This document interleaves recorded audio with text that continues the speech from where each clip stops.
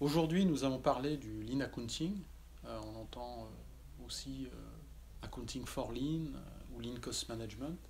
En fait, l'idée, c'est de voir comment les directions financières peuvent apporter un support au programme de transformation Lean. Parce que souvent, et l'expérience nous montre que dans beaucoup de situations, dans beaucoup de cas, et en appliquant les méthodes traditionnelles du contrôle de gestion, on arrive difficilement à valoriser les gains qui sont obtenus dans les chantiers Kaizen, dans les chantiers de transformation. Et voire même pire, on peut arriver à des situations où le contrôleur de gestion ou la direction financière explique que depuis qu'on fait du lean, les résultats se dégradent, tant d'un point de vue du compte de résultats que du calcul de coûts de production unitaire. Alors bien sûr, ce sont des éléments qui sont importants à prendre en compte, et c'est la raison pour laquelle le Lean Accounting permet, en utilisant un certain nombre de méthodes, d'outils, d'éviter un peu, je dirais, ce dysfonctionnement majeur, qui est de dire que la finance,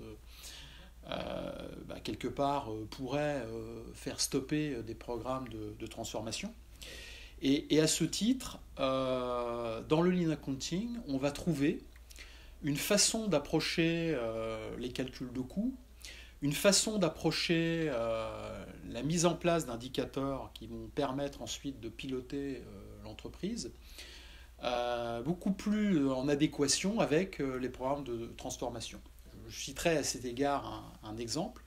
Le Lean Accounting propose des solutions pour identifier clairement quels sont les coûts qui sont directement affectables à la chaîne de valeur. Et donc, ainsi, on s'affranchit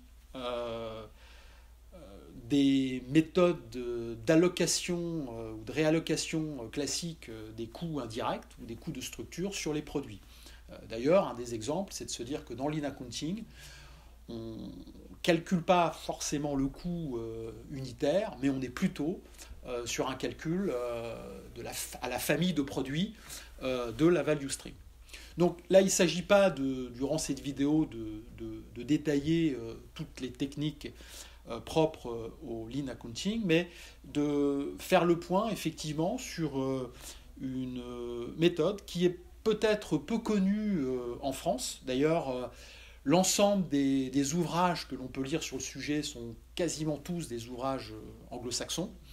Donc nous, chez Excel, on s'intéresse à ce sujet parce que on pense qu'au niveau de la finance, tant sur le fait que d'appliquer, je dirais, du lean dans les processus financiers, que ce soit la compta fournisseur, la compta client ou la clôture comptable, il peut être intéressant aussi, durant les programmes de transformation, de revisiter un peu la façon dont on calcule les coûts de revient en entreprise, et également la façon dont on met en place le compte de résultat au niveau du pilotage de l'entreprise.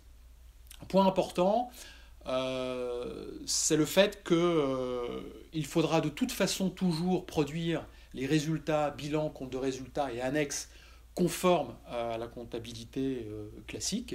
Ça, c'est clair, et le Lean Accounting ne remet pas en cause ce sujet. Par contre, il permet de faire le lien entre les opérationnels et la finance. Voilà, j'espère que cette petite vidéo vous aura éclairé sur la thématique qu'est le Lean Accounting.